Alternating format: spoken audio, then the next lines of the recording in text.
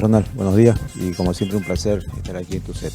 Bueno, a ver, eh, algunas situaciones que en su momento causaron impacto, pero también desazón por lo que está pasando, por tratar ya de poner en práctica lo que se anunció. Y esto va relacionado a las tarjetas para utilizarlo en el extranjero, ¿no es cierto? Al margen también de otras medidas que anunció justamente el presidente Paz el pasado lunes. A ver, ¿cuál es la visión que se tiene justamente de lo que significa estas medidas económicas? Bueno, el tema de las tarjetas de crédito, el ITF, el tema del IVA, por ejemplo, también que él está lanzando, son medidas muy superficiales, digamos, ¿no? El decreto 5.600, ¿no? Respecto a la libre contratación que hacían antes. Ahora ya no hay. Son claros, son temas un poquito fuera del problema central de la economía. Pero primero vayamos a analizar las medidas, ¿no? El decreto 5.600 anula 161 decretos que el gobierno del MAS había lanzado para contratar empresas sin licitación, ¿no? Sin competencia, sin nada, directamente. Por ejemplo, a nivel nacional ya dieron el ejemplo, por ejemplo, de la casa de Evo Morales, creo que es en Oruro, en Orinoca, ¿no? Ah, ya, el museo. Sí, el museo en Orinoca, sí. 7 millones de dólares creo que, ¿no? Y solo es un tinglado, etcétera, ¿no? Aquí, por ejemplo, los chinos han cogido los contratos directamente, la carretera, agua potable, ¿no? Y esto sí dejó en claro lo siguiente, ¿no? De que las gobernaciones y los municipios también se han beneficiado de estos 161 decretos para contratar directamente, sin licitación, obras públicas, municipales y departamentales. Eso se tiene que investigar, eso tiene que continuar, digamos, a profundidad para recuperar los recursos. Aquellos alcaldes de Cobija, de Pando y gobernadores que han utilizado estos decretos y han mal invertido los recursos que son de todos los pandinos y bolivianos, tienen que devolver. Entonces, y eso es un tema más de transparencia, digamos, ¿no? De anticorrupción que de economía, ¿no ves? Pero interesante, digamos, ¿no? Que den esa información para la población. Imagínense el gobierno central de Evo Morales o Arce dándole un contrato directo a otro masista, digamos. Eso fue lo que ocurrió con la plata de los bolivianos, ¿no? Entonces, eso en cuanto al decreto 5.600. El tema de las tarjetas de crédito, lo único que es una señal de lo que se tiene que hacer, ¿no? Se tiene que unificar el tipo de cambio. No tiene que existir ni oficial ni paralelo, ¿no? Es un solo tipo de cambio, ¿no? Ya sea flexible o fijo. En este caso tiene que ser flexible. Pero ahí tenemos que estabilizar el tipo de cambio y esto se hace a través de la obtención de divisas, de dólares. Si no tenemos dólares, no hay, ¿no? Claro, y es lo que no hay. Y eso parece que es más distractivo este tema de las tarjetas que de fondo de la economía nacional. La economía nacional tiene problemas como de crecimiento, o sea, el Producto Interno Bruto está alrededor del 1% proyectado. O sea. Y justamente el Banco Mundial ayer sacó esta noticia, ¿no? Bolivia va a tener el menor crecimiento, 1.1. Ya. Eso preocupa. Hay varios analistas económicos ya salieron a la palestra diciendo, bueno, esto es una alerta para todos porque pueden venir medidas muy drásticas y esto va directamente a la población, va a afectar, ¿no es cierto? Entonces de ahí la necesidad que se tiene que tomar en cuenta muchos aspectos en la parte económica. Si no tenemos exportaciones, no estamos produciendo, obviamente que no vamos a tener dólares. Si tenemos un bajo PIB, vamos a tener menos dólares. Entonces, y ahí tenemos la debilidad, escasez de divisas, escasez de dólares. Tenemos un gran problema que se llama déficit fiscal, que eso lo debatió un montón. Estamos gastando más de lo que nos ingresa. Si bien se eliminó la subvención del combustible, pero seguimos subvencionando empresas deficitarias, empresas que dan pérdida, la EVA, ¿no? Cartón Bol, Papel Bon, Boa, Quipus, o sea, sí. Son empresas, entonces claro, la empresa de litio, nos están dando pérdidas y estamos gastando más de lo que nos ingresa. Esas empresas hay que buscar socios estratégicos lo que todo el mundo odia, capitalización, lo que Goni decía, llamar socios estratégicos, ¿no? Una sociedad o alianza privado-público. Claro, porque entonces, en el tema de, perdón que haya cortado, y va esto, esa es una información también que salió también hoy día, y va justamente a las empresas deficitarias.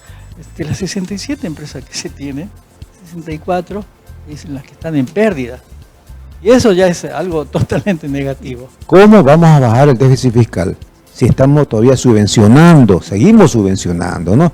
¿Cuántos empleados masistas hay ahí? ¿Cuántos empleados y directores masistas hay ahí? Porque siguen siendo del MAS, pues, ¿no? Entonces tienen miedo, parece, cerrar esas empresas y ahí seguimos con déficit. Yo creo que son temas, digamos, de estructura de la economía.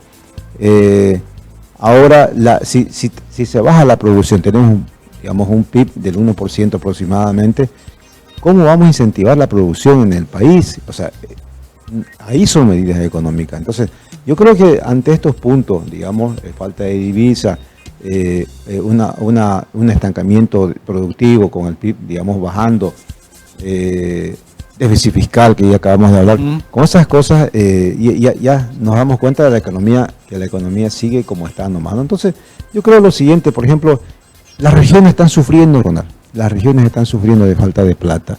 Aquí, ¿te acordás vos en los años 90, cuando el gobierno del MNR de Sánchez Lozada creó el Bonosol, le dio la responsabilidad a las regiones que paguen el Bonosol o pagaba el gobierno central? ¿Quién pagaba el Bonosol? El gobierno central pagaba, ¿no? Y ahora, ¿quién paga el bono de dignidad? Las regiones, la gobernación y el municipio sacan sus recursos. Antes, cuando los gobiernos, digamos, anteriores al MAS, construían carreteras, digamos, del eje central, era la ABC con recursos del gobierno central, porque el gobierno central tiene 85% de los ingresos. Ahora, Pando invirtió 300 millones de dólares en la carretera del eje central a La Paz, ¿no? O sea, vamos a decir Cobija, Riberalta, digamos, ¿no? Entonces, ¿por qué Pando tiene que invertir en carreteras 300 millones de dólares? Imagínate, nos han succionado los recursos. Ya te dije, digamos, ¿no? El bono de dignidad paga la gobernación, paga la alcaldía, bono de discapacitados paga la alcaldía. El gobierno creó el SUS y se las plantó a los municipios. En esa época de bonanza económica, ¿no es cierto? Es que tenés que dar competencia y tenés que darle recursos, pues. Claro, pero se aprovecharon de esa situación, ¿no? Pero ahí tenían que ver las autoridades departamentales. Si la ABC tiene la autorización, ¿por qué yo voy a poner plata? Entonces, tenemos que hablar inmediatamente ahí en un pacto fiscal, porque ya le hemos dado competencias, les hemos quitado recursos a las regiones, digamos, por competencias nacionales. Entonces, llegó el momento de darle recursos frescos, devolverle su platita que le hemos quitado a las regiones. Y esas son medidas económicas, digamos, de urgencia, ¿no? Y eso se llama pacto fiscal. Entonces, eso estamos esperando del gobierno, ¿no? Entonces, el cierre, la eliminación o capitalización de las empresas deficitarias, incrementar la producción en el país para disparar con el PIB de nuevo, captar a través de esos dólares, bajar el déficit fiscal, como te decía, eliminando todas esas empresas, reducir el Estado, que hasta ahora no se ha visto una reducción, digamos, visible del aparato público. Entonces, tampoco lo hemos visto. O sea, en realidad, Ronald, o sea, si vamos a calificar en este momento al gobierno, que ya han pasado ya varios mesecitos.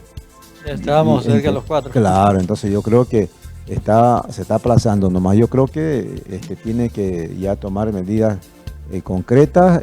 Por eso un ex candidato ya le reclamó medidas económicas, leyes. Le dijo, ¿dónde están tus leyes? ¿No? Entonces, yo creo que es necesario.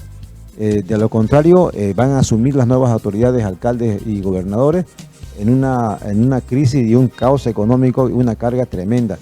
Por ejemplo, cuando se creó la ley 1551, se le pasó la responsabilidad de la infraestructura escolar y de hospitales a los municipios y se le transfirió impuestos, ¿no? Impuestos a los vehículos, ¿no? Digamos, impuestos a los inmuebles. Se le ha transferido recursos a los municipios. Pero en este caso, por ejemplo, las gobernaciones tienen las responsabilidades de los hospitales de tercer nivel. Sí. ¿Y dónde están los recursos? Como decimos acá, ¿de los recursos? Entonces no está la plata. Y eso ha generado crisis en las regiones. Y esa crisis regional afecta directamente al ciudadano, a nosotros. Cosa que no debería ser en temas de salud. Claro, ¿no? esa es una de las respuestas, por ejemplo, que anda mal el hospital. ¿Por qué? Porque la alcaldía, por ejemplo, y la gobernación, por ejemplo, seguridad. Antes la seguridad, la policía y todo lo demás estaba a cargo del gobierno central, los gastos, el presupuesto y demás. Ahora, gasolina, infraestructura, logística, todo tienen que darle la alcaldía y la gobernación. Y ahora, ¿de dónde para salud entonces si tenemos que mantener la policía? Son situaciones que... Claro, son cosas que tienen que arreglarse. Ahí entra el pacto fiscal. Le hemos dado competencia, le hemos cargado de competencias un montón. Ya, el SUS, pagalo vos, el bono de dignidad, pagalo vos, a la policía, vos mantenela, digamos, ¿no? Entonces, hace todo, cada carretera construís vos las nacionales. Nos han quitado los recursos. Pero hay un detalle interesante. Esas autoridades que querían ser reelectas, inclusive ya han sido reelectas, algunas. ¿Qué hicieron para impedir eso? ¿Por qué no denunciaron ese tipo de cosas? Ahora ya estamos en crisis porque le hemos entregado así en paquete las plata al gobierno central. Bandeja. Entonces, como quien diría. Claro, y ahora nos está costando recuperar esos recursos. Y ahora no tenemos para nada. Claro, no Acá tenemos. Es un desastre, la salud, la educación, pilares fundamentales. Y aparte que hemos entregado los recursos regionales al gobierno central, hemos aprovechado, o sea, han aprovechado. Yo no estoy metido en eso, ¿no? Han aprovechado esos decretos de libre contratación para que autoridades se creen sus empresas. Hay denuncias, ¿no? Que en el país alcaldes han creado sus empresas para adjudicarse mediante esa contratación directa, digamos, con un testaferro, sus obras municipales. O sea, imagínate esa corrupción. Por eso estamos como estamos. Son medidas económicas que no han sido tomadas todavía, Ronald, y espero que todos los bolivianos esperamos que el gobierno de verdad implemente medidas económicas que beneficien y que mejoren la economía nacional y superemos esta crisis que hace mucha falta, digamos, a todos los bolivianos que estamos pasando estas dificultades. Bueno, muy bien. Me queda un minutito, algo más creo.